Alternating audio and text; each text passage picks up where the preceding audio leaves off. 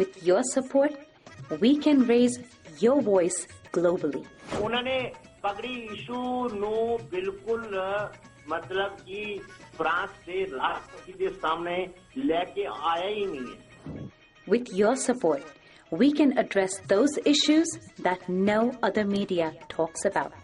जो हाल अकालियां ने बादल क्या ने इन्हां ने सिੱਖੀ दिया ते बेड़ा गर्क कीता है. With your support, we can bring you breaking news from around the world. It's about consulting our allies and having a dialogue. These lessons, as I stated, was learned while working with our coalition partners. With your support, we can educate and inform everyone about who Sikhs are and connect our youth to Sikhi. And it's just, representative of a culture that's all about peace. Support your TV channel and help us take your voices to everyone around the world for every human rights issue. United Sikhs ਜਥੇਬੰਦੀ ਨੇ French ਅਤੇ European courts ਦੇ ਨਾਲ-ਨਾਲ United Nations Human Rights Committee ਦਾ ਦਰਵਾਜ਼ਾ ਵੀ ਖੜਕਾਇਆ. All of this is only possible with your generous donations. Continue your support to us and let's go further together. To donate today, please log on to our website www.tv84.tv and donate via PayPal on our website, or you can mail us your donations to TV84 36-01 37th Avenue, Long Island City, New York 11101.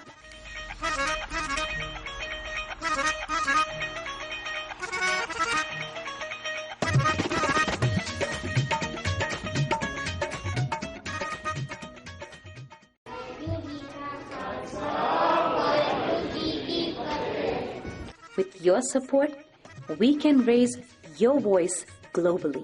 उन्होंने पगड़ी issue no बिल्कुल मतलब कि France से राष्ट्रपति के सामने लेके आया ही नहीं है.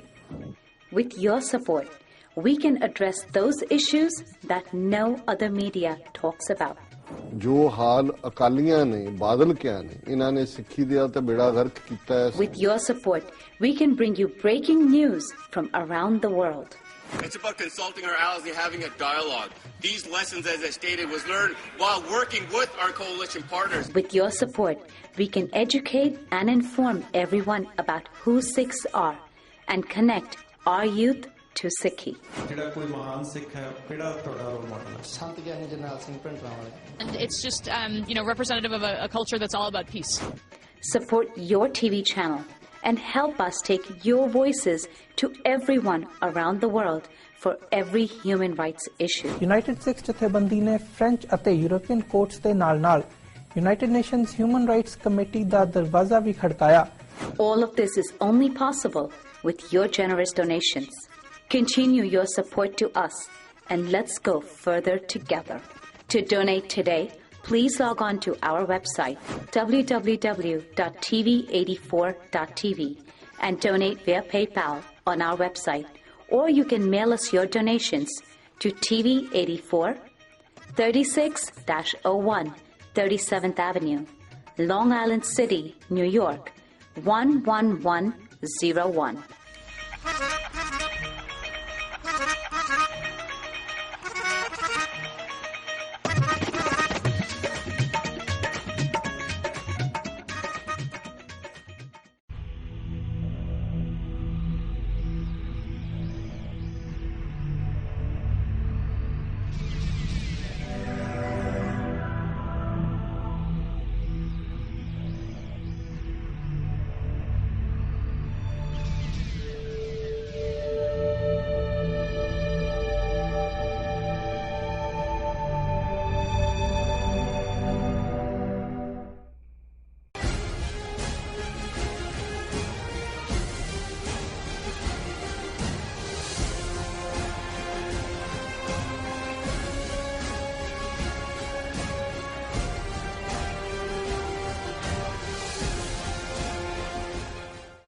ਵਾਹਿਗੁਰੂ ਜੀ ਕਾ ਖਾਲਸਾ ਵਾਹਿਗੁਰੂ ਜੀ ਕੀ ਫਤਿਹ। ਮੈਂ ਤੁਹਾਡੀ ਹੋਸਟ ਨੀਲਮ ਕੌਰ ਤੇ ਮੈਂ ਟੀਵੀ 84 ਦੇ ਸਾਰੇ ਦਰਸ਼ਕਾਂ ਤੇ ਸਰੋਤਿਆਂ ਦਾ ਹਾਰਦਿਕ ਸਵਾਗਤ ਕਰਦੀ ਹਾਂ ਪ੍ਰੋਗਰਾਮ ਸੱਚੋ ਸੱਚ ਵਿੱਚ, ਜੋ ਇਸ ਪ੍ਰੋਗਰਾਮ ਨੂੰ ਦੇਸ਼ਾਂ ਵਿਦੇਸ਼ਾਂ ਵਿੱਚ ਬੈਠ ਕੇ ਦੇਖਦੇ ਹਨ ਸੁਣ ਰਹੇ ਨੇ। ਖਾਲਿਸਤਾਨ ਅਫੇਅਰਸ ਸੈਂਟਰ ਦੇ ਸੰਚਾਲਕ ਡਾਕਟਰ ਅਮਰਜੀਤ ਸਿੰਘ ਜੀ ਰੋਜ਼ਾਨਾ ਦੀ ਤਰ੍ਹਾਂ ਸਟੂਡੀਓ ਵਿੱਚ ਆਏ ਹੋਏ ਨੇ। ਆਓ ਉਹਨਾਂ ਮਿਲ ਕੇ ਪ੍ਰੋਗਰਾਮ ਦੀ ਸ਼ੁਰੂਆਤ ਕਰਦੇ ਹਾਂ। ਜੀ ਡਾਕਟਰ ਸਾਹਿਬ, ਵਾਹਿਗੁਰੂ ਜੀ ਕਾ ਖਾਲਸਾ, ਵਾਹਿਗੁਰੂ ਜੀ ਕੀ ਫਤਿਹ। ਜੀ ਡਾਕਟਰ ਸਾਹਿਬ, ਜੀ ਆਇਆਂ ਨੂੰ ਪ੍ਰੋਗਰਾਮ ਸੱਚੋ ਸੱਚ ਵਿੱਚ। ਸ਼ੁਕਰੀਆ ਜੀ ਡਾਕਟਰ ਸਾਹਿਬ, ਅੱਜ ਡੇਟ ਹੈ 6 ਮਈ 2016, 23 ਵਿਸਾਖ ਨਾਨਕਸ਼ਾਹੀ ਸੰਮਤ 548 ਦਾ ਦਿਨ ਹੈ। ਤੇ ਡਾਕਟਰ ਸਾਹਿਬ, ਪ੍ਰੋਗਰਾਮ ਦੇ ਸ਼ੁਰੂ ਵਿੱਚ ਤੁਸੀਂ ਅੱਜ ਕਿਹੜੇ ਅਹਿਮ ਇਸ਼ੂ ਸਾਡੇ ਦਰਸ਼ਕਾਂ ਨਾਲ ਸਾਂਝੇ ਕਰਨ ਜਾ ਰਹੇ ਹੋ? ਦੇਖੋ, ਭਾਵੇਂ ਅਸੀਂ ਪਹਿਲਾਂ ਵੀ ਅਨਾਉਂਸ ਕੀਤਾ ਹੈ, ਪਰ ਕਿਉਂਕਿ ਅੱਜ ਪ੍ਰੋਗਰਾਮ ਦਾ ਅਖੀਰਲਾ ਦਿਨ ਹੈ ਔਰ ਕੱਲ੍ਹ ਸੈਚਰਡੇ ਸਾਰੀ ਨਿਊ ਜਰਸੀ ਔਰ ਨਿਊਯਾਰਕ ਦੇ ਵੀ ਗੁਰਦੁਆਰਿਆਂ ਦੇ ਨੁਮਾਇੰਦੇ ਹੁੰਦੇ ਨੇ। ਸੰਗਤ ਕਾਰਟਰੇਟ ਸ਼ਹਿਰ ਦੀ ਜੀ 10ਵਾਂ ਨਗਰ ਕੀਰਤਨ ਔਰ ਝੰਡਾ ਲਹਿਰਾਉਣ ਦੀ ਜਿਹੜੀ ਰਸਮ ਹੈ ਉਹ ਸਮਾਗਮ ਕੱਲ੍ਹ ਹੈ ਔਰ ਇਹ ਫਲੈਗ ਰੇਜ਼ਿੰਗ ਸੈਰੇਮਨੀ ਬੋਰੋ ਹਾਲ, ਜਿਸ ਦਾ ਐਡਰੈਸ ਜਿਹੜਾ ਹੈਗਾ 61 ਕੁਕ ਐਵਨਿਊ ਕਾਰਟਰੇਟ ਨਿਊ ਜਰਸੀ 07008 ਜੀ। ਇਹ ਲਗਭਗ 12 ਵਜੇ ਦੇ ਕਰੀਬ ਫਲੈਗ ਰੇਜ਼ਿੰਗ ਹੁੰਦੀ ਹੈ, ਪਰ ਕਿਉਂਕਿ ਪਹਿਲਾਂ ਕੀਰਤਨ ਔਰ ਇੱਕ ਪੂਰਾ ਮਾਹੌਲ ਹੁੰਦਾ ਜਦੋਂ ਕਿ ਸਿਟੀ ਹਾਲ ਦੇ ਸਾਹਮਣੇ ਸਿੱਖ ਸੰਗਤਾਂ ਇਕੱਠੀਆਂ ਹੁੰਦੀਆਂ ਨੇ ਔਰ ਉੱਥੋਂ ਹੀ ਫਲੈਗ ਰੇਜ਼ ਕਰਨ ਤੋਂ ਬਾਅਦ, ਝੰਡਾ ਲਹਿਰਾਉਣ ਤੋਂ ਬਾਅਦ ਬਰੀਫ ਸਪੀਚ ਹੁੰਦੀ ਹੈ ਮੇਅਰ ਦੀ ਔਰ ਉੱਥੋਂ ਫਿਰ ਜਿਹੜਾ ਨਗਰ ਕੀਰਤਨ ਦੇ ਰੂਪ 'ਚ ਮਾਰਚ ਹੁੰਦਾ ਹੈ ਜਿਹੜਾ ਕਿ ਕਾਰਟਰੇਟ ਪਾਰਕ 'ਚ ਆ ਕੇ ਮੁੱਕਦਾ ਹੈ ਔਰ ਇਹ ਕਾਰਟਰੇਟ ਪਾਰਕ ਸਾਈਪਰਸ ਸਟਰੀਟ ਔਰ ਕਾਰਟਰੇਟ ਐਵਨਿਊ ਦੇ ਜਿਹੜਾ ਕਾਰਨਰ 'ਤੇ। ਸੋ ਉਹਦੇ 'ਚ ਅਸੀਂ ਵੀ ਸ਼ਮੂਲੀਅਤ ਕਰਾਂਗੇ। ਅਸੀਂ ਪਹਿਲਾਂ ਪਲਾਨ ਕੀਤਾ ਸੀ ਕਿ ਇਸ ਨੂੰ TV 84 ਵੱਲੋਂ ਲਾਈਵ ਕਵਰ ਕੀਤਾ ਜਾਏਗਾ, ਪਰ ਜਿਹੜੇ ਦੋਨੋਂ ਹੀ ਗੁਰਦੁਆਰਾ ਸਾਹਿਬ ਇਸ ਨੂੰ ਅਰੇਂਜ ਕਰਦੇ ਨੇ, ਉੱਥੋਂ ਦੇ ਗੁਰਦੁਆਰਾ ਸਿੰਘ ਸਭਾ ਔਰ ਦਸ਼ਮੇਸ਼ ਦਰਬਾਰ, ਉਹਨਾਂ ਦੇ ਨੁਮਾਇੰਦੇ ਨੇ ਸਾਨੂੰ ਦੱਸਿਆ ਵੀ ਕੱਲ੍ਹ ਕਿਉਂਕਿ ਲਾਈਟ ਰੇਨ ਹੈ, ਮੀਂਹ ਹੈ ਜੀ, ਤੇ ਦੂਸਰੇ ਵੀ ਜਿਹੜੇ 1-2 ਚੈਨਲਸ ਨੇ ਉਹਨਾਂ ਨੇ ਇਹੀ ਕਿਹਾ ਕਿ ਵੀ ਤੁਸੀਂ ਰਿਕਾਰਡਡ ਪ੍ਰੋਗਰਾਮ ਪਲੇ ਕਰੋ।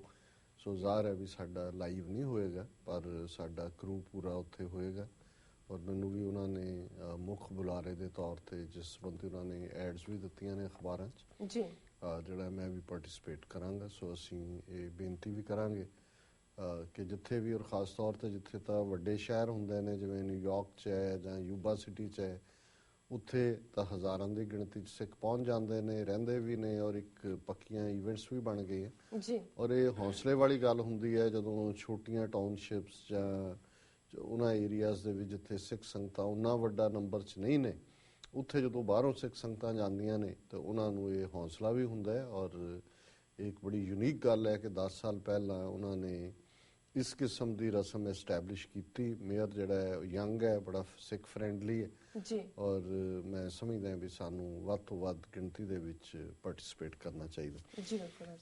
ਜਿਹੜਾ ਇਸ਼ੂ ਮੈਂ ਅੱਜ ਡਿਸਕਸ ਕਰਨਾ ਚਾਹੁੰਦਾ, ਹਾਲਾਂ ਜਦੋਂ ਤੋਂ ਹੁਣ ਲਗਭਗ 2 ਸਾਲ ਹੋ ਜਾਣੇ ਨੇ ਮੋਦੀ ਨੂੰ ਜਿਹੜਾ ਕੇਂਦਰ 'ਚ ਸੱਤਾ 'ਚ ਸੰਭਾਲਿਆ ਔਰ ਅਸੀਂ ਮੋਦੀ ਦੇ ਆਉਣ ਤੋਂ ਪਹਿਲਾਂ ਵੀ ਕਿ ਜੇ RSS ਦੇ ਹੱਥ 'ਚ ਪਾਵਰ ਆਈ ਤੇ ਸਟਰਕਚਰ ਕੀ ਹੋਏਗਾ, ਗੱਲ ਕਿੱਧਰ ਨੂੰ ਜਾ ਰਹੀ ਹੈ, ਉਹ ਹੁਣ 2 ਸਾਲ ਦੇ ਵਿੱਚ ਜਿਹੜੇ BJP ਦੇ ਵਿੱਚ ਵੀ ਥੋੜੇ ਬਹੁਤ ਇਮਾਨਦਾਰ ਤੇ ਮੈਂ ਨਹੀਂ ਕਹਾਂਗਾ, ਹੈ ਤਾਂ ਇਹ ਵੀ ਹਿੰਦੂ ਨੈਸ਼ਨਲਿਸਟ ਨੇ ਜੀ, ਲੇਕਿਨ ਜਿਹੜੇ ਸਮਝਦੇ ਨੇ ਕਿ ਵੀ ਜਿਸ ਰਸਤੇ ਨੂੰ ਮੋਦੀ ਜਾਂ RSS ਦਾ ਇਹ ਬਲੂ ਆਈਡ ਬॉय ਟੋ ਕਰ ਰਿਹਾ ਹੈ, ਇਹ ਇੰਡੀਆ ਦੀ ਡਿਸਟਰਕਸ਼ਨ ਹੈ।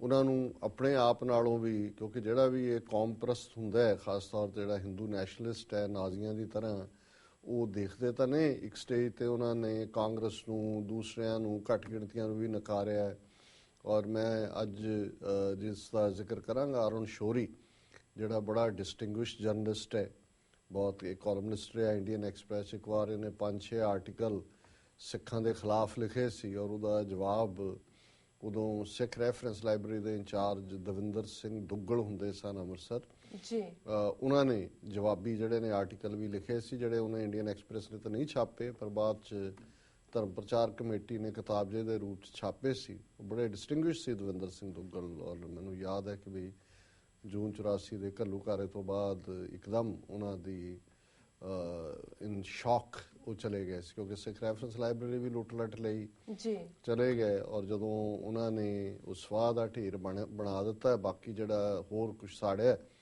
ਤੇ ਉਹਨਾਂ ਨੂੰ ਦਵਿੰਦਰ ਸਿੰਘ ਦੁੱਗਲ ਨੂੰ ਉਹ ਕਹਿਣ ਲੱਗੇ ਜੀ ਕਿ ਤੁਸੀਂ ਇਹ ਇੱਥੇ ਦਸਤਖਤ ਕਰ ਦਿਓ ਕਿ ਵੀ ਤੁਸੀਂ ਸਿੱਖ ਰੈਫਰੈਂਸ ਲਾਇਬ੍ਰੇਰੀ ਦਾ ਜਿਹੜਾ ਸਮਾਨ ਹੈ ਤੁਹਾਨੂੰ ਮਿਲਿਆ ਉਹਨਾਂ ਨੇ ਕਿਹਾ ਮੈਂ ਇਹ ਲਿਖ ਸਕਦਾ ਕਿ ਮੈਨੂੰ ਸਵਾਹ ਦਾ ਢੇਰ ਸਿੱਖ ਰੈਫਰੈਂਸ ਲਾਇਬ੍ਰੇਰੀ ਦਾ ਦਿੱਤਾ, ਔਰ ਉਹਨਾਂ ਨੇ ਮੈਂਟਲੀ ਵੀ ਟਾਰਚਰ ਕੀਤਾ ਜੀ, ਔਰ ਉਹਨਾਂ ਦੀ ਬਹੁਤ ਜਲਦੀ ਡੈਥ ਹੋ ਗਈ ਸੀ। ਔਰ ਮੈਨੂੰ ਯਾਦ ਹੈ ਕਿ ਉਹ ਫੈਮਿਲੀ ਜਲੰਧਰ ਊਧਮ ਸਿੰਘ ਨਗਰ ਰਹਿੰਦੇ ਸੀ। ਮੈਂ ਅਫਸੋਸ ਕਰਨ ਗਿਆ ਉਹਨਾਂ ਦੇ ਘਰੋਂ, ਔਰ ਉਹਨਾਂ ਦੇ ਘਰੋਂ ਜਿਹੜੇ ਬੀਬੀ ਜੀ ਨੇ ਸਿੰਘਣੀ ਸਾਹਿਬਾਂ ਉਹਨਾਂ ਨੇ ਪਿੱਛੇ ਜੇ ਯੂਨਾਈਟਿਡ ਸਿੱਖਸ ਦੀ ਇੱਕ ਟੀਮ ਨੂੰ ਵੀ ਫੁੱਲ ਇੰਟਰਵਿਊ ਦਿੱਤਾ ਕਿ ਕੀ ਹੋਇਆ ਜੀ। ਸੋ ਉਦੋਂ ਵੀ ਉਹਨਾਂ ਨੇ ਅਫਸੋਸ ਨਾਲ ਕਿਹਾ, ਉਹਨਾਂ ਨੇ ਕਿਹਾ ਵੀ ਸਰਦਾਰ ਸਾਹਿਬ ਬਸ ਇਸ ਦਰਦ 'ਚ ਹੀ ਚਲੇ ਗਏ ਕਿ ਮੇਰਾ ਖਜ਼ਾਨਾ ਲੁੱਟਿਆ ਗਿਆ। ਕਿ ਇੱਕ ਸਿੱਖ ਦੇ ਨਾਤੇ ਤਾਂ ਜੋ ਦੁੱਖ ਸੀ ਕਿ ਦਰਬਾਰ ਸਾਹਿਬ 'ਚ ਕੀ ਹੋਇਆ, ਅਕਾਲ ਤਖਤ 'ਤੇ ਅਟੈਕ ਹੋਇਆ, ਪਰ ਉਹ ਸਿੱਖ ਰੈਫਰੈਂਸ ਲਾਇਬ੍ਰੇਰੀ ਦੇ ਇੰਚਾਰਜ ਹੋਣ ਕਰਕੇ ਉਹਨਾਂ ਦੇ ਲਈ ਉਹੀ ਖਜ਼ਾਨਾ ਸੀ। ਸੋ ਉਹਨਾਂ ਨੂੰ ਸੀ ਕਿ ਵੀ ਮੇਰਾ ਖਜ਼ਾਨਾ ਲੁੱਟਿਆ ਗਿਆ, ਸਾੜਿਆ ਗਿਆ। ਸੋ ਅਰੁਣ ਸ਼ੌਰੀ ਮੇਰੇ ਮਨ 'ਚ ਹਮੇਸ਼ਾ ਹੀ ਇੱਕ ਹੇਟ ਵਾਲਾ ਪਾਰਟ ਰਿਹਾ ਇੰਟੈਲੈਕਚੁਅਲ ਉਸ ਦਾ, ਕਿਉਂਕਿ ਉਹਦੇ ਅੰਦਰ ਜਿਹੜੀ ਹੈ ਸਿੱਖਾਂ ਲਈ ਨਫ਼ਰਤ ਭਰੀ ਹੋਈ ਸੀ ਆਲਵੇਜ਼। ਲੇਕਿਨ ਕਈ ਵਾਰ ਇਹ ਗੱਲ ਤੁਹਾਨੂੰ ਫਿਰ ਸਿਖਾਉਂਦੀ ਵੀ ਹੈ ਤੇ ਕਈ ਵਾਰ ਇਹ ਵੀ ਲੱਗਦਾ ਹੈ ਕਿ ਵੀ ਜਿਹਨੂੰ ਕਦੇ ਇਹਨੇ ਮੈਲਕਮ ਐਕਸ ਨੇ ਕਿਹਾ ਸੀ, ਕੰਟੈਕਸਟ ਉਹਦਾ ਡਿਫਰੈਂਟ ਸੀ ਕਿ chickens have come home to roost, ਤੇ ਅੰਗਰੇਜ਼ੀ 'ਚ ਕਈ ਵਾਰੀ ਕਹਿੰਦੇ ਨੇ to get the taste of one's own medicine, ਕਿ ਆਪਣੀ ਦਵਾਈ ਦਾ ਸਵਾਦ ਲੈਣਾ। ਤੇ ਬਹੁਤ ਵਾਰ ਹੁੰਦਾ ਹੈ ਕਿ ਵੀ ਜਿਹੜਾ ਖੂਹ ਤੁਸੀਂ ਦੂਸਰਿਆਂ ਲਈ ਖੋਦਿਆ ਹੁੰਦਾ ਉਹਦੇ ਤੁਸੀਂ ਆਪ ਡਿੱਗਦੇ ਹੋ, ਕਈ ਵਾਰ ਇਹ ਵੀ ਹੁੰਦਾ। ਸੋ ਅਰੁਣ ਸ਼ੌਰੀ ਨੇ ਜਿਹੜਾ ਕਿ ਪਹਿਲਾਂ ਜਰਨਲਿਸਟ ਸੀ, ਜਿਵੇਂ ਮੈਂ ਕਿਹਾ ਵੀ ਘੱਟ ਗਿਣਤੀਆਂ ਦੇ ਖਿਲਾਫ, ਔਰ ਵੱਡਾ ਹਿੰਦੂਤਵਾ ਦਾ ਐਡਵੋਕੇਟ, ਔਰ ਅਟਲ ਬਿਹਾਰੀ ਵਾਜਪਾਈ ਦੀ ਜਦੋਂ ਸਰਕਾਰ ਬਣੀ ਪਹਿਲੀ 5 ਸਾਲ ਵਾਲੀ, ਤੇ ਉਹਦੇ 'ਚ ਫੁੱਲ ਫਲੈਜਡ ਮਿਨਿਸਟਰ ਵੀ ਸੀ। ਤੇ ਹੁਣ ਕਿਉਂਕਿ ਜਿਸ ਕਿਸਮ ਦਾ ਮੋਦੀ ਦਾ ਸਾਰਾ ਵਰਤਾਰਾ ਹੈ ਔਰ ਜੋ ਚੱਲ ਰਿਹਾ ਹੈ, ਈਵਨ ਅਰੁਣ ਸ਼ੌਰੀ ਵਰਗਾ ਬੰਦਾ ਵੀ ਇਹ ਦੇਖਣ ਲੱਗ ਗਿਆ ਕਿ ਵੀ ਇਹ ਤਾਂ ਦੇਸ਼ ਨੂੰ ਤਬਾਹੀ ਦੇ ਕੰਢੇ ਤੇ ਲਿਜਾ ਰਿਹਾ। ਔਰ ਉਹਦੇ ਲਈ ਉਹਨੇ ਇੱਕ ਇੰਟਰਵਿਊ ਦਿੱਤਾ ਹੈ, ਲਗਭਗ 40 ਮਿੰਟ ਦਾ ਇੰਟਰਵਿਊ। ਇੰਡੀਆ ਟੂਡੇ ਟੀਵੀ ਹੈ, ਬੜਾ ਪਪੂਲਰ, ਉਹਨਾਂ ਦਾ ਬੜਾ ਜਿਹੜਾ ਫਲੈਮਬੋਇੰਟ ਹੋਸਟ ਹੈ ਜਿਹੜਾ ਐਂਕਰ ਕਰਨ ਥਾਪਰ, ਔਰ ਕਰਨ ਥਾਪਰ ਵੱਡਿਆਂ ਦੇ ਨੂੰ ਜਿਹੜਾ ਉਹ ਹਿਲਾ ਦਿੰਦਾ, ਉਸ ਦਾ ਸਟਾਈਲ ਵੀ ਹੈ ਉਹਦਾ ਕੁਛ। ਔਰ ਇੱਕ ਦੋ ਸਟੇਜਿਸ ਤੇ ਪਹਿਲਾਂ ਜਦੋਂ ਮੋਦੀ ਉਹਦੇ ਪ੍ਰੋਗਰਾਮ ਤੇ ਆਇਆ, ਇੱਕ ਦੋ ਵਾਰੀ ਉਹ ਵਿੱਚੋਂ ਹੀ ਉੱਠ ਕੇ ਚਲਾ ਗਿਆ ਸੀ, ਪਰ ਹੈ ਲੈ ਦੇ ਕੇ ਅਲਟੀਮੇਟਲੀ ਸਾਰੇ ਇੰਡੀਅਨ ਨੈਸ਼ਨਲਿਸਟ ਨੇ ਕੋਈ। ਔਰ ਇਹ ਇੰਟਰਵਿਊ ਜਿਹੜਾ ਦਿੱਤਾ ਅਰੁਣ ਸ਼ੌਰੀ ਨੇ, ਉਹਦੇ 'ਚ ਜੋ ਉਹਨੇ ਕਿਹਾ, ਆਲਰੇਡੀ ਇਹਨਾਂ ਨੇ ਇੰਡੀਆ ਟੂਡੇ ਟੀਵੀ ਚੈਨਲ ਨੇ ਉਹਦੀ ਪ੍ਰੈਸ ਰਿਲੀਜ਼ ਭੇਜੀ ਹੈ, ਕਿਉਂਕਿ ਹੋ ਸਕਦਾ ਜੇ ਸ਼ੋਅ ਕਰਨਾ ਹੋਏ ਰਿਕਾਰਡਡ ਹੋਏਗਾ ਜੀ। ਸੋ ਉਹਦੇ 'ਚ ਇਹਨੇ ਜਿਹੜਾ ਅਰੁਣ ਸ਼ੌਰੀ ਨੇ ਕਿਹਾ ਕਿ ਵੀ ਉਹਨੇ 2 ਸ਼ਬਦ ਜਿਹੜੇ ਨੇ ਮੋਦੀ ਦੇ ਲਈ ਇਸਤੇਮਾਲ ਕੀਤੇ। ਇੱਕ ਤਾਂ ਇਹ ਕਿ ਨਾਰਸਿਸਿਸਟ ਹੈ, ਤੇ ਦੂਸਰਾ ਮੈਕੀਆਵੈਲੀਅਨ ਹੈ। ਉਹਨੇ ਦੋਨੋਂ ਹੀ ਅੰਗਰੇਜ਼ੀ ਦੇ ਬੜੇ ਭਾਰੇ ਜਿਹੇ ਸ਼ਬਦ ਨੇ। ਸੋ ਨਾਰਸਿਸਿਸਟ ਹੁੰਦਾ ਹੈ ਹੰਕਾਰੀ ਜੀ, ਔਰ ਆਪਣੇ ਆਪ ਨਾਲ ਹੀ ਪਿਆਰ ਕਰਨ ਵਾਲਾ, ਔਰ ਜਿਹੜਾ ਆਪਣੇ ਆਪ ਨੂੰ ਵੀ ਪ੍ਰਮੋਟ ਕਰੇ, ਉਹਨੂੰ ਆਪਣੇ ਬਿਨਾਂ ਕੁਝ ਹੋਰ ਨਜ਼ਰ ਨਾ ਆਏ, ਜਿਵੇਂ ਸੈਲਫੀਆਂ ਲੈ ਰਿਹਾ ਹੁੰਦਾ। ਤੇ ਦੂਸਰਾ ਮੈਕੀਆਵੈਲੀ। ਹੁਣ ਮੈਕੀਆਵੈਲੀ ਉਹ ਇੱਕ, ਜਿਵੇਂ ਜਦੋਂ ਅਸੀਂ ਉੱਥੋਂ ਦੇ ਹਿੰਦੂ ਤਵੀਆਂ ਦੀਆਂ ਨੀਤੀਆਂ ਦੀ ਗੱਲ ਕਰਦੇ ਹਾਂ ਤੇ ਅਸੀਂ ਚਾਣਕਿਆ ਦੀ ਗੱਲ ਕਰਦੇ ਕਿ ਕਿਵੇਂ ਚਾਣਕਿਆ ਨੇ ਸਾਮ ਦਾਮ ਦੰਡ ਭੇਦ ਇਹ ਹਥਿਆਰ, ਔਰ ਉਹਦਾ ਅਰਥ ਸ਼ਾਸਤਰ 2500 ਸਾਲ ਪਹਿਲਾਂ ਜਿਹਨੇ ਕਿਵੇਂ ਸਟੇਟ ਕ੍ਰਾਫਟ ਦੇ ਨਾਲ ਬੇਈਮਾਨੀ ਨੂੰ ਕਿਵੇਂ ਰਾਜ ਦੇ ਲਈ ਇਸਤੇਮਾਲ ਕਰਨਾ ਕੀਤਾ। ਇਵੇਂ ਯੂਰਪ ਦੇ ਵਿੱਚ 15ਵੀਂ ਸਦੀ ਦੇ ਵਿੱਚ ਇੱਕ ਗ੍ਰੇਟ ਜਿਹੜਾ ਡਿਪਲੋਮੈਟ ਹੋਇਆ, ਉਹਦਾ ਨਾਮ ਮੈਕੀਆਵੈਲੀ ਸੀ ਜੀ। ਤੇ ਮੈਕੀਆਵੈਲੀ ਬਾਰੇ ਇਹ ਜਾਣਿਆ ਜਾਂਦਾ ਹੈ ਕਿ ਵੀ ਜਾਂ ਇਹ ਉਸ ਬਾਰੇ ਹੈ ਕਿ ਉਹ ਜਾਣਦਾ ਸੀ ਕਿ ਕਿਵੇਂ ਹਰ ਚਾਲ ਨੂੰ ਪੋਲੀਟੀਕਲੀ ਕਿਵੇਂ ਵੇਚਣਾ ਹੈ, ਔਰ ਕਿਵੇਂ ਉਸ ਦੇ ਨਾਲ ਜਿਹੜਾ ਲੋਕਾਂ ਨੂੰ ਜੋੜ ਦੇਣਾ, ਔਰ ਫਿਰ ਤੁਸੀਂ ਉਸ ਚੋਂ ਕਲੀਨ ਵੀ ਨਿਕਲ ਜਾਣਾ। ਸੋ ਤੁਸੀਂ ਸ਼ੈਤਾਨੀਅਤ ਦਾ ਆਰਟ ਕਹਿ ਸਕਦੇ ਹੋ। ਸੋ ਯੂਰਪ ਜਦੋਂ ਇਹ ਕਹਿਣਾ ਹੋਏ ਕਿ ਵੀ ਇਹਦੇ 'ਚ ਸ਼ੈਤਾਨੀਅਤ ਦਾ ਆਰਟ ਹੈ, ਤੇ ਉਹ ਕਹਿਣਗੇ ਕਿ ਇਹ ਮੈਕੀਆਵੈਲੀ ਵਰਗਾ, ਜਾਂ ਕਹਿਣਗੇ ਕਿ ਵੀ ਇਹ ਜਿਹੜੀ ਲਾਈ ਹੈ ਜਾਂ ਜੋ ਵੀ ਪ੍ਰੈਜ਼ੈਂਟ ਹੈ, ਦਿਸ ਇਜ਼ ਮੈਕੀਆਵੈਲੀਅਨ। ਸੋ ਅਰੁਣ ਸ਼ੌਰੀ ਨੇ ਦੋਨੋਂ ਹੀ ਚਾਰਜ ਮੋਦੀ ਦੇ ਉੱਤੇ ਲਾਏ। ਇਹਦਾ ਮਤਲਬ ਹੈ ਕਿ ਉਹਦੇ ਵਰਗਾ ਸ਼ੈਤਾਨ ਹੈ, ਔਰ ਇਹ ਹੰਕਾਰੀ, ਔਰ ਇਹ ਦੇਸ਼ ਨੂੰ ਜਿਹੜਾ ਹੈ ਤਬਾਹੀ ਵੱਲ ਜਾ ਰਿਹਾ। ਇਹ ਗਵਰਨਮੈਂਟ ਇਸ ਵੇਲੇ ਕੋਈ ਨਹੀਂ ਹੈ, ਔਰ ਇਹ ਬਿਲਕੁਲ ਇੱਕ ਜਿਵੇਂ ਉਹ ਇੰਦਰਾ ਗਾਂਧੀ ਐਮਰਜੈਂਸੀ ਦੇ ਵੇਲੇ ਜਿਸ ਕਿਸਮ ਦਾ ਉਹਦਾ ਰੋਲ ਸੀ, ਤੇ ਉਹ ਕਿਸੇ ਨੇ ਪੁੱਛਿਆ ਉਹਨਾਂ ਦਾ ਜਿਹੜਾ ਕ੍ਰਿਟਿਕ ਸੀ ਕਿ ਵੀ ਕੀ ਹੈ ਉਹਨੇ ਕਿਹਾ ਜੀ ਇੱਕ ਮੰਤਰੀ ਬਾਕੀ ਸੰਤਰੀ ਜੀ। ਮੰਤਰੀ ਇੱਕੋ ਇੰਦਰਾ ਗਾਂਧੀ ਹੈ, ਬਾਕੀ ਸਾਰੀ ਜਿੰਨੀ ਕੈਬਨਿਟ ਰੱਖੀ ਹੈ ਤਾਂ ਸੰਤਰੀ ਨੇ, ਤਾਂ ਸਿਪਾਹੀ ਨੇ। ਸੋ ਉਹੀ ਗੱਲ ਅਰੁਣ ਸ਼ੌਰੀ ਨੇ ਡਿਫਰੈਂਟ ਈਡੀਅਮ 'ਚ ਕਹੀ ਹੈ और ये न्यूज़ स्टोरी है Tribune the, Modi running one man presidential government. Shori says PM narcissist, expect more curbs on civil liberties, it's a policy of divide and rule. ਉਹਨੇ ਕਿਹਾ ਵੀ ਤਿਆਰ ਰਹੋ, ਹੁਣ ਆਉਣ ਵਾਲੇ ਦਿਨਾਂ 'ਚ ਹੋਰ ਵੀ ਜਿਹੜੀਆਂ ਨੇ ਤੁਹਾਡੇ ਤੇ ਪਾਬੰਦੀਆਂ ਲੱਗਣਗੀਆਂ ਸਿਵਲ ਆਜ਼ਾਦੀਆਂ ਦੇ ਉੱਤੇ, ਔਰ ਵੰਡੋ ਤੇ ਰਾਜ ਕਰੋ, ਇਹ ਮੋਦੀ ਦੀ ਨੀਤੀ ਹੈ. Arun Shourie today hit out at prime minister Narendra Modi, accusing him of narcissism and running a one-man presidential government, the direction of which was dangerous for India. Shori, a cabinet minister in Vajpayee government who has drifted away from the BJP in recent years, called the Modi government a presidential government without checks and balances. उन्होंने कहा जी ये प्रधानगी system दी सरकार, ਇਹਦੇ ਤੇ ਕੋਈ ਰੋਕ ਟੋਕ ਨਹੀਂ ਹੈ, ਕੋਈ ਇਹਨਾਂ ਦੇ ਉੱਤੇ ਜਿਹੜੀ ਹੈ ਕੋਈ ਰੁਕਾਵਟਾਂ ਨਹੀਂ ਨੇ. And said that the direction of government under his supervision is not good for India. उन्होंने कहा जी ये ठीक नहीं है भारत ਲਈ. In a 40-minute interview to Karan Thapar for India Today TV, to the point program, he analyzed the 2 years of Modi government and warned that over the next 3 years, he expected a more systematic attempt to curb liberties and an increase in decentralized intimidation beside choking off ਇਨਕਨਵੀਨੀਅੰਟ ਵੋਇਸਿਸ. ਉਹਨੇ ਕਿਹਾ ਕਿ 2 ਸਾਲ ਪੂਰੇ ਕਰ ਲਏ ਨੇ, ਜਲਵਾ ਇਹਨੇ ਦਿਖਾ ਦਿੱਤਾ ਹੈ, ਪਰ ਆਉਣ ਵਾਲੇ 3 ਸਾਲ 'ਚ ਤੁਸੀਂ ਤਿਆਰ ਰਹੋ ਜਦੋਂ ਕਿ ਹੋਰ ਵਿਉਂਤਬੱਧ ਤਰੀਕੇ ਨਾਲ ਲੋਕਾਂ ਦੀਆਂ ਆਜ਼ਾਦੀਆਂ ਕੁਚਲ ਦਿੱਤੀਆਂ ਜਾਣਗੀਆਂ. ਔਰ ਜਿਹੜੀ ਡੀਸੈਂਟਰਲਾਈਜ਼, ਇੱਕ ਤਾਂ ਗਵਰਨਮੈਂਟ ਲੈਵਲ ਤੇ ਆ, ਔਰ ਜਿਸ ਤਰੀਕੇ ਨਾਲ ਇਹਨਾਂ ਨੇ ਥੱਲੇ ਖੁੱਲੀ ਰੱਸੀ ਦਿੱਤੀ ਹੋਈ ਹੈ, ਛੱਡੀ ਹੋਈ ਹੈ, ਬਜਰੰਗ ਦਲ ਔਰ ਕੋਈ ਹਨੂਮਾਨ ਸੈਨਾ ਤੇ ਕੋਈ ਕਿਤੇ ਸ਼ਿਵ ਸੈਨਾ, ਹਰ ਥਾਂ ਤੇ, ਪਰ ਇਹ ਹੈ ਇੱਕੋ ਹੀ ਉਸ ਇਹਨਾਂ ਦੀ ਨੀਤੀ ਦਾ ਹਿੱਸਾ ਹੈ. ਬਿਸਾਈਡ ਚੋਕਿੰਗ ਆਫ ਇਨਕਨਵੀਨੀਅੰਟ ਵੋਇਸਿਸ, ਉਹਨਾਂ ਨੇ ਕਿਹਾ ਵੀ ਜਿਹੜੀਆਂ ਆਵਾਜ਼ਾਂ ਇਹਨਾਂ ਦੇ ਹੱਕ 'ਚ ਨਹੀਂ ਨੇ ਉਹਨੂੰ ਉਹਦਾ ਦਮ ਘੁੱਟ ਦੇਣਗੇ, ਚੋਕ ਕਰ ਦੇਣਗੇ ਉਹਨੂੰ. Shourie accuses the prime minister of narcissism which he described as both self love to an exaggerated extent and insecurity. ਮੈਂ ਦੱਸਿਆ ਵੀ ਨਾਰਸਿਸਿਸਟ ਕੀ ਹੁੰਦਾ ਹੈ, ਕਿ ਇਹ ਸਵੈ ਮੋਹ 'ਚ ਹੈ ਔਰ ਬਹੁਤ ਅਸੁਰੱਖਿਅਤ ਹੈ. ਜਿਹੜੇ ਲੋਕ ਆਪਣੇ ਆਪ ਨੂੰ ਇਸਲਾਈ ਜਾਣ ਜਾਂ ਉਹ ਕਹਿੰਦੇ ਪੈਟਿੰਗ ਯੋਰ ਓਨ ਬੈਕ, ਹਮੇਸ਼ਾ ਆਪਣੀ ਪਿੱਠ ਤੇ ਹੀ ਥਾਪੀ ਦੇਈ ਜਾਓ, ਇਹ ਵੀ ਇਨਸਿਕਿਉਰਿਟੀ 'ਚੋਂ ਹੀ ਨਿਕਲਦੇ. And Machiavellianism which means that he exploits events to his benefit. उन्होंने दोनों ही नार्सिसिस्ट और ਮੈਕੀਅਵੈਲਿਜ਼ਮ ਨੂੰ ਵੀ ਉਹਨੇ ਹੀ ਡਿਫਾਈਨ ਕਰ ਦਿੱਤਾ ਕਿ ਆਪਣੇ ਮੁਫਾਦ ਲਈ ਇਹ ਘਟਨਾਵਾਂ ਦਾ ਨੂੰ ਪੁੱਠਾ ਗੇੜਾ ਦਿੰਦਾ.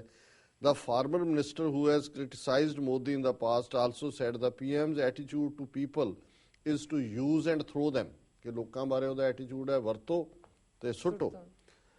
He treats people like paper napkins and was remorseless, he alleged. ਉਹਨਾਂ ਨੇ ਕਿਹਾ ਵੀ ਜਿਵੇਂ ਪੇਪਰ ਟਾਵਲ ਹੁੰਦਾ ਹੈ ਉਸ ਤਰੀਕੇ ਨਾਲ ਲੋਕਾਂ ਨੂੰ ਇਸਤੇਮਾਲ ਕਰਦਾ ਹੈ, ਸੁੱਟ ਦਿੰਦਾ ਹੈ, ਔਰ ਉਹਨੂੰ ਇਸ ਦਾ ਕੋਈ ਜਿਹੜਾ ਹੈ ਉਸ ਦੇ ਮਨ ਦੇ ਉੱਤੇ ਕੋਈ ਬੋਝ ਨਹੀਂ ਹੁੰਦਾ, ਰਿਮੋਰਸਨੈਸ ਹੁੰਦਾ ਕਿ ਉਹਨੂੰ ਕੋਈ ਉਹਦਾ ਪਛਤਾਵਾ ਨਹੀਂ ਹੁੰਦਾ ਵੀ ਇਸ ਕਿਸਮ ਦਾ ਇਸ ਦਾ ਸਾਰਾ ਸਿਸਟਮ ਹੈ. Shourie saw a clear line of logic that linked ਘਰ. ਹੁਣ ਉਹਨੇ ਕਿਵੇਂ ਮੋਦੀ ਨੇ ਇਹਨਾਂ 2 ਸਾਲਾਂ 'ਚ ਇਵੈਂਟਸ ਨੂੰ ਆਪਣੇ ਮੁਫਾਦ ਲਈ ਯੂਜ਼ ਕੀਤਾ ਔਰ ਸੋਸਾਇਟੀ ਨੂੰ ਡਿਵਾਈਡ ਕੀਤਾ. ਹੁਣ ਇਹੀ ਕੋਟ ਕਰ ਰਿਹਾ ਜਿਹੜਾ ਖੁਦ ਇੱਕ ਵੱਡਾ ਨੈਸ਼ਨਲਿਸਟ ਰਿਹਾ, ਹਿੰਦੂ ਨੈਸ਼ਨਲਿਸਟ, ਉਹ ਕਹਿ ਰਿਹਾ ਕਿ ਜਿਹੜਾ that linked ghar wapsi, love jihad, beef ban, the return of awards, the campaign against anti-nationalism, the focus on Bharat Mata Ki Jai and student protests.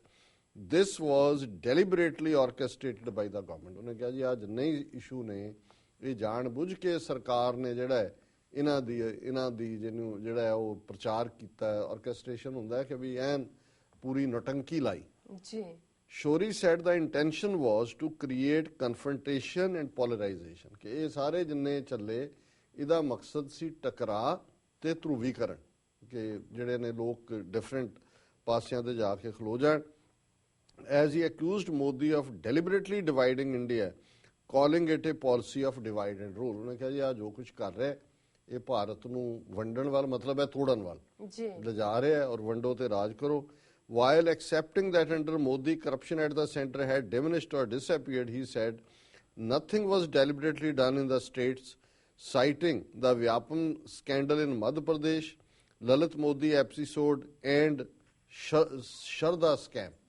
ਹੁਣ ਇਹ ਉਹਨੇ ਕਿਹਾ ਜੀ ਠੀਕ ਹੈ ਸੈਂਟਰ 'ਚ ਅਜੇ ਕੋਈ ਸਕੈਂਡਲ ਨਹੀਂ ਆਇਆ, ਪਰ ਉਹਨੇ ਕਿਹਾ ਜਿਹੜੀਆਂ ਸਟੇਟਾਂ 'ਚ ਬੀਜੇਪੀ ਸਰਕਾਰ ਹੈ ਉੱਥੇ ਕਿਹੜੇ ਘੱਟ ਨੇ ਸਕੈਂਡਲ। ਜਿਵੇਂ ਮੱਧ ਪ੍ਰਦੇਸ਼ ਦੇ ਵਿੱਚ ਜਿਹੜਾ ਵਿਆਪਮ ਸਕੈਂਡਲ ਹੈ, ਮੱਧ ਪ੍ਰਦੇਸ਼ 'ਚ ਲਲਿਤ ਮੋਦੀ ਦਾ ਕਿੰਨਾ ਵੱਡਾ ਕਿੱਸਾ, ਜਿਹਨੂੰ ਸੁਸ਼ਮਾ ਸਵਰਾਜ ਨੇ ਖੁਦ ਜਿਹੜਾ ਵੀਜ਼ੇ ਲਈ ਕਿਹਾ ਜੀ ਪੁਰਤਗਾਲ ਦਾ ਦੇ ਦਿਓ ਇੰਗਲੈਂਡ ਗਵਰਨਮੈਂਟ ਨੂੰ। ਐਂਡ ਸ਼ਰਦਾ ਸਕੈਮ ਹੈ ਮਹਾਰਾਸ਼ਟਰ ਦੇ ਵਿੱਚ ਜਿਹੜਾ ਬੜਾ ਵੱਡਾ ਹੋਇਆ। He described as unconstitutional the imposition of president rule in Uttarakhand and Arunachal Pradesh। ਉਹਨੇ ਕਿਹਾ ਜੀ ਅਰੁਣਾਚਲ ਔਰ ਉੱਤਰਾਖੰਡ 'ਚ ਜੋ ਰਾਸ਼ਟਰਪਤੀ ਰਾਜ ਲਾਗੂ ਕੀਤਾ ਹੈ ਗੈਰ ਸੰਵਿਧਾਨਿਕ ਹੈ। Shori was sharply critical of Modi's handling of relations with Pakistan, saying we have made fools of ourselves in the eyes of Pakistan। ਉਹਨੇ ਕਿਹਾ ਜੀ ਅਸੀਂ ਜਿਹੜਾ ਹੈ ਪਾਕਿਸਤਾਨ ਦੀਆਂ ਅੱਖਾਂ ਵਿੱਚ ਆਪਣੇ ਆਪ ਨੂੰ ਮੂਰਖ ਸਾਬਤ ਕੀਤੇ। ਹੁਣ ਇਹ ਜਿਹੜੀ ਗੱਲ ਇਹਨੇ ਅਖੀਰ 'ਚ ਉੱਤਰਾਖੰਡ ਔਰ ਅਰੁਣਾਚਲ ਦੇ ਹਵਾਲੇ ਨਾਲ ਕਹੀ, ਕਿਉਂਕਿ ਉੱਤਰਾਖੰਡ ਅੱਜ ਕੱਲ੍ਹ ਬੜਾ ਖਬਰਾਂ 'ਚ ਹੈ ਕਿ ਵੀ ਉੱਤਰਾਖੰਡ ਦੇ ਵਿੱਚ ਗਵਰਨਰ ਨੇ ਪ੍ਰੈਜ਼ੀਡੈਂਟ ਨੂੰ ਕਹਿ ਕੇ ਰਾਸ਼ਟਰਪਤੀ ਰਾਜ ਲਾਗੂ ਕਰ ਦਿੱਤਾ ਸੀ ਜੀ। ਉੱਤਰਾਖੰਡ ਦੇ ਹਾਈ ਕੋਰਟ ਨੇ, ਜਿਸ ਹਾਈ ਕੋਰਟ ਦੇ ਬੈਂਚ ਦਾ ਮੁਖੀ ਜਿਹੜਾ ਉਹ ਮਿਸਟਰ KM ਜੋਸੈਫ ਇੱਕ ਈਸਾਈ ਸੀ, ਉਹਨੇ ਸਰਕਾਰ ਦਾ ਫੈਸਲਾ ਜਿਹੜਾ ਉਹ ਉਲਟ ਦਿੱਤਾ। ਉਹਨੇ ਕਿਹਾ ਜੀ ਬਿਲਕੁਲ ਇਹ ਜਿਹੜਾ ਪ੍ਰੈਜ਼ੀਡੈਂਟ ਰੂਲ ਲਾਗੂ ਕੀਤਾ ਹੈ ਠੀਕ ਨਹੀਂ ਕੀਤਾ। ਜਿਹੜਾ ਦੂਸਰੀ ਪਾਰਟ ਬੀਜੇਪੀ ਜਿਹੜੀ ਆ ਉਹਨੂੰ ਸੁਪਰੀਮ ਕੋਰਟ 'ਚ ਲੈ ਗਈ ਉਸ ਫੈਸਲੇ ਨੂੰ। ਸੁਪਰੀਮ ਕੋਰਟ ਨੇ ਜਿਹੜਾ ਆਲਰੇਡੀ ਉਹਦੇ ਤੇ ਹੁਣ ਫੈਸਲਾ ਸੁਣਾਇਆ ਕਿ ਵੀ ਉਹਨੇ ਪਹਿਲਾਂ ਰੋਕ ਲਾ ਦਿੱਤੀ ਉੱਤਰਾਖੰਡ ਹਾਈ ਕੋਰਟ ਦੇ ਫੈਸਲੇ ਤੇ। ਹੁਣ ਸ਼ਾਇਦ 9 ਮਈ ਕਿ ਕਿੰਨੀ ਮਈ ਦੀ ਡੇਟ ਜਿੱਥੇ ਕਿ ਅਸੈਂਬਲੀ ਦੇ ਵਿੱਚ ਫਲੋਰ ਟੈਸਟ ਹੋਏਗਾ ਕਿ ਕਿਹੜੀ ਪਾਰਟੀ ਨੂੰ ਮੈਜੋਰਿਟੀ ਹੈ। ਰਾਵਤ ਦੀ ਸਰਕਾਰ ਸੀ। ਲੇਕਿਨ ਜਿਹੜੀ ਗੱਲ ਇੱਕ ਪਾਸੇ ਤਾਂ ਪ੍ਰੈਜ਼ੀਡੈਂਟ ਰੂਲ ਲਾਗੂ ਕਰ ਰਹੇ ਕਿਵੇਂ ਮਿਸਯੂਜ਼ ਆਫ ਦਾ ਕਨਸਟੀਟਿਊਸ਼ਨ ਹੈ ਜਿਵੇਂ ਅਰੁਣ ਸ਼ੌਰੀ ਨੇ ਕਿਹਾ, ਪਰ ਦੂਜੇ ਪਾਸੇ ਜਿਸ ਉੱਤਰਾਖੰਡ ਦੇ ਚੀਫ ਜਸਟਿਸ ਮਿਸਟਰ KM ਜੋਸੈਫ ਨੇ ਉਸ ਫੈਸਲੇ ਨੂੰ ਉਲਟਾਇਆ ਜਿਹੜਾ ਰਾਸ਼ਟਰਪਤੀ ਰਾਜ ਦਾ ਸੀ, ਉਹਨੂੰ ਦਿਨਾਂ ਦੇ ਵਿੱਚ ਜਿਹੜਾ ਉਹ ਉੱਥੋਂ ਟਰਾਂਸਫਰ ਕਰ ਦਿੱਤਾ ਗਿਆ। ਹਾਲਾਂਕਿ ਉਹ ਚੀਫ ਜਸਟਿਸ ਹੋਣ ਦੇ ਨਾਤੇ ਉਸ ਦਾ ਕੰਮ ਵੀ ਬੜਾ ਸਾਫ਼ ਹੈ, ਉਸ ਨੂੰ ਪ੍ਰਮੋਸ਼ਨ ਮਿਲਣੀ ਚਾਹੀਦੀ ਸੀ। ਲੇਕਿਨ ਇਹ ਸਜ਼ਾ ਔਰ ਇਹ ਗੱਲ ਸਾਬਤ ਕਰਦੀ ਹੈ ਕਿ ਜੁਡੀਸ਼ਰੀ ਦੇ ਉੱਤੇ ਕਿਸ ਕਿਸਮ ਦਾ ਇੰਪੈਕਟ ਹੈ। ਔਰ ਈਵਨ ਇਸ ਮੁੱਦੇ ਦੇ ਉੱਤੇ ਕਿ ਉਸ ਚੀਫ ਜਸਟਿਸ ਨੂੰ ਜਿਹਨੇ ਪ੍ਰੈਜ਼ੀਡੈਂਟ ਰੂਲ ਨੂੰ ਰੱਦ ਕੀਤਾ ਹੈ ਟਰਾਂਸਫਰ ਕਰਨਾ, ਈਵਨ ਟ੍ਰਿਬਿਊਨ ਨੇ ਵੀ ਇਹਦੇ ਤੇ ਐਡੀਟੋਰੀਅਲ ਲਿਖਿਆ ਹੈ wrong signal, Uttarakhand chief justice transfer was avoidable ਕਿ ਵੀ ਇਹ ਕੋਈ ਜ਼ਰੂਰੀ। ਪਰ ਇਹ ਨਾਲ ਦੱਸਣਾ ਚਾਹੁੰਦੇ ਨੇ ਜੁਡੀਸ਼ਰੀ ਨੂੰ ਕਿ ਵੀ ਜੇ ਤੁਸੀਂ ਸਾਡੇ ਖਿਲਾਫ ਫੈਸਲੇ ਦਿਓਗੇ ਤਾਂ ਫਿਰ ਟਰਾਂਸਫਰਾਂ ਪਾਓਗੇ। ਔਰ ਇਹ ਜਿਹੜਾ ਹੈ ਉਹਨੂੰ ਭੇਜ ਦਿੱਤਾ ਆਂਧਰਾ ਪ੍ਰਦੇਸ਼ ਤੇ ਤੇਲੰਗਾਨਾ। ਔਰ ਜਿਹੜੇ ਦੂਸਰੇ 3 ਜੱਜ ਸੀ ਜਿਹੜੇ ਉਹਨਾਂ ਦੇ ਹੱਕ ਦੇ ਨੇ ਓਵਰਆਲ ਚ ਉਹਨਾਂ ਨੂੰ ਐਲੀਵੇਟ ਕੀਤਾ ਹੈ, ਹਾਇਰ ਕੀਤਾ ਹੈ, ਈਵਨ ਇੱਕ ਵਕੀਲ ਨੂੰ ਵੀ ਹਾਇਰ ਚ ਲਿਆਂਦਾ ਹੈ, ਪਰ ਇਸ ਨੂੰ ਜਿਹੜਾ ਹੈ ਟਰਾਂਸਫਰ ਕਰ ਦਿੱਤਾ ਹੈ। ਔਰ ਇਸ ਦੇ ਉੱਤੇ ਇੰਦਰਾ ਜੈ ਸਿੰਘ ਇੱਕ ਬੜੀ ਪ੍ਰੋਮੀਨੈਂਟ ਸੁਪਰੀਮ ਕੋਰਟ ਦੀ ਵਕੀਲ ਹੈ ਔਰ ਨਵੰਬਰ 84 ਦੇ ਸਿੱਖ ਕੇਸਿਸ 'ਚ ਵੀ ਉਹ ਕਿਤੇ ਨਾ ਕਿਤੇ ਅਪੀਅਰ ਹੁੰਦੀ ਰਹੀ। ਔਰ ਮੈਨੂੰ ਯਾਦ ਹੈ ਕਿ ਜਦੋਂ ਜਸਟਿਸ ਕੁਲਦੀਪ ਸਿੰਘ ਦੀ ਸਰਕਰਦਗੀ ਥੱਲੇ ਪੀਪਲਜ਼ ਕਮਿਸ਼ਨ ਬਣਿਆ ਸੀ ਪੰਜਾਬ ਦੇ ਵਿੱਚ, ਹਾਲਾਂਕਿ ਬਾਅਦ 'ਚ ਹਾਈ ਕੋਰਟ ਦੇ ਔਰ ਇੱਕ ਫੀਅਰ ਕ੍ਰੀਏਟ ਹੋ ਗਿਆ ਔਰ ਇੱਕੋ ਹੀ ਉਹਦੀ ਹੀਅਰਿੰਗ ਚੰਡੀਗੜ੍ਹ 'ਚ ਹੋ ਸਕੀ, ਉਹਨੂੰ ਬੰਦ ਕਰਤਾ ਸੀ ਉਹਨਾਂ ਨੇ। ਲੇਕਿਨ ਇੰਦਰਾ ਜੈ ਸਿੰਘ ਬੜੀ ਵੋਕਲ ਉਸ ਕਮਿਸ਼ਨ ਦੇ ਸਾਹਮਣੇ ਵੀ ਉਹ ਪੇਸ਼ ਹੋਈ ਸੀ ਕਿ ਨਵੰਬਰ 84 'ਚ ਔਰ ਪੰਜਾਬ ਦੇ ਵਿੱਚ ਕੀ ਹੋਇਆ। ਔਰ ਉਹਨੇ ਇਸ ਸੈਕਸ਼ਨ ਦੇ ਉੱਤੇ ਜੋ ਕਿਹਾ ਈਵਨ ਟ੍ਰਿਬਿਊਨ ਦੇ ਇਸ ਐਡੀਟੋਰੀਅਲ ਨੂੰ ਵੀ ਕੋਟ ਕੀਤਾ ਹੈ। ਔਰ ਇੰਦਰਾ ਜੈ ਸਿੰਘ ਨੇ ਕਿਹਾ ਵਾਈ ਆਰ ਜੱਜਿਸ who write judgements against the government at the centre being transferred. ਉਹਨੇ ਕਿਹਾ ਜੀ ਜਿਹੜੇ ਸਰਕਾਰ ਦੇ ਖਿਲਾਫ ਲਿਖਦੇ ਨੇ ਜਜਮੈਂਟ ਉਹ ਕਿਉਂ ਉਹਨਾਂ ਦੀਆਂ ਟਰਾਂਸਫਰਸ ਹੋ ਰਹੀਆਂ ਨੇ। ਔਰ ਉਹਨੇ ਇਹ ਕਿਹਾ ਕਿ ਵੀ ਭਾਰਤ ਦੇ ਵਿੱਚ ਜੁਡੀਸ਼ਰੀ ਦਾ ਬੜੀ ਬੁਰੀ ਤਰ੍ਹਾਂ ਗਲਾ ਘੁੱਟਿਆ ਜਾ ਰਿਹਾ ਔਰ ਅਦਾਲਤਾਂ ਦੀ ਆਵਾਜ਼ ਨੂੰ ਬੰਦ ਕਰਵਾਇਆ, ਚੁੱਪ ਕਰਵਾਇਆ ਜਾ ਰਿਹਾ। ਸੋ ਜ਼ਾਹਿਰ ਹੈ ਕਿ ਜਿਹੜੀ ਗੱਲ ਅਸੀਂ 2 ਸਾਲ ਪਹਿਲਾਂ ਔਰ ਇਸ ਪੀਰੀਅਡ 'ਚ ਪਹਿਲੇ ਦਿਨ ਤੋਂ ਕਹੀ, ਅੱਜ ਉਹ ਅਰੁਣ ਸ਼ੌਰੀ ਹੋਏ, ਟ੍ਰਿਬਿਊਨ ਵਰਗਾ ਖੁਦ ਜਿਹੜਾ ਕਿ ਕੋਈ ਸਿੱਖ ਫਰੈਂਡਲੀ ਇਹਨਾਂ ਦੀ ਪਹੁੰਚ ਨਹੀਂ ਉਹ ਹੋਏ, ਜਾਂ ਇੰਦਰਾ ਜੈ ਸਿੰਘ ਵਰਗੀਆਂ ਜਿਹੜੀਆਂ ਇੰਡੀਪੈਂਡੈਂਟ ਵੌਇਸਿਸ ਹੋਣ ਉੱਥੋਂ ਦੀਆਂ ਵੋਕਲ, ਉਹ ਅੱਜ ਸਾਰੀਆਂ ਇਸ ਸਿੱਟੇ ਤੇ ਪਹੁੰਚੀਆਂ ਕਿ ਭਾਰਤ ਜਿਹੜਾ ਹੈ ਉਹ ਬਿਲਕੁਲ ਉਸ ਕਿਸਮ ਦੇ ਨੈਸ਼ਨਲਿਜ਼ਮ, ਹਿੰਦੂਤਵਾਦੀ ਉਸ ਡਿਕਟੇਟਰਸ਼ਿਪ ਦੇ ਥੱਲੇ ਆ ਗਿਆ। ਔਰ ਜਿਵੇਂ ਅਰੁਣ ਸ਼ੌਰੀ ਨੇ ਕਿਹਾ ਵੀ ਅਜੇ ਤਾਂ ਤੁਸੀਂ 2 ਸਾਲ ਦੇਖੇ ਨੇ, ਆਉਣ ਵਾਲੇ 3 ਸਾਲਾਂ 'ਚ ਤੁਸੀਂ ਦੇਖੋਗੇ ਜਿਵੇਂ ਉਹਨੇ ਉੱਪਰੋਂ ਥੱਲੀ ਤਿੰਨੋਂ ਸ਼ਬਦ ਕਹੇ ਕਿ more systematic attempt to curb civil liberties and increase in decentralised intimidation beside choking of inconvenient voices. So ਇਹ ਅੱਜ ਦਾ ਮੁੱਦਾ ਹੈ ਜੀ ਡਾਕਟਰ ਸਾਹਿਬ ਤੁਹਾਡਾ ਬਹੁਤ ਬਹੁਤ ਸ਼ੁਕਰੀਆ। ਇੱਥੇ ਲੈਣੇ ਆ ਬ੍ਰੇਕ। ਵਿਊਅਰਸ ਵਿਚਾਰਾਂ ਦਾ ਸਿਲਸਿਲਾ ਇਸ ਤਰ੍ਹਾਂ ਚੱਲਦਾ ਰਹੇਗਾ। ਮਿਲਦੇ ਹਾਂ ਛੋਟੇ ਵਕਫੇ ਤੋਂ ਬਾਅਦ।